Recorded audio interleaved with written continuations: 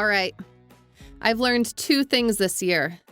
If you pay $25 to have a mediocre pair of pants custom tailored to your body, you're gonna look like $1 million. And you're gonna wonder why you never went to the tailor before. There's no going back. You're gonna keep going to the tailor and everything's gonna look amazing on you.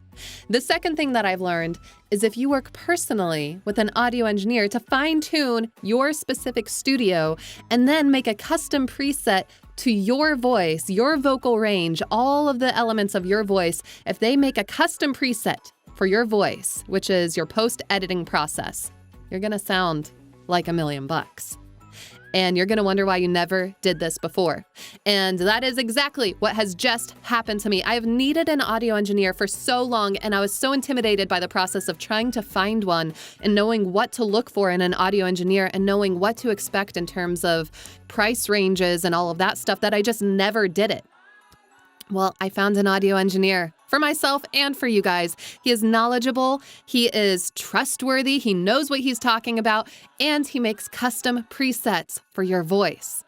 His name is Lenny B, and he was kind enough to sit down in an interview with me and answer a lot of common questions that beginner voiceovers have and intermediate voiceovers have. I've been working professionally for years, and I still have a ton of questions for him. You hear this right now? This is the custom preset he made for my voice. So here's a little teaser before the full interview comes out, and I hope you guys enjoy. So real quick, I'd like to do kind of a lightning round where so people who are at home and they're trying to record and they're noticing some issues, I'm going to throw some problems at you and you'll tell me the very first thing that you would probably look at to kind of get them on the right track. Bring it. Let's do it. Hollow noise. Hollow noise, I would look at your room. Your room reflections. Okay. Muffled noise. I would look at your microphone. Okay. Pops and hisses. Pop filter. And your hisses, you'll fix that with a DeEsser. That's just abrasives. I don't know. Yeah. White noise in the background. I would look at your chain, your cables, your audio interface. It's something in the equipment. Okay. And big sound jumps in your recording. You mean in volume? Yes.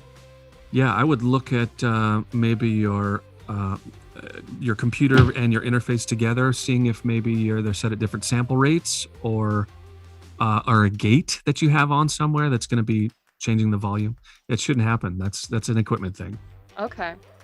And these are questions of whether you can fix something in post. So let's say somebody records and whatever the context of their situation is, they really don't want to re-record or they can't re-record. Mm-hmm.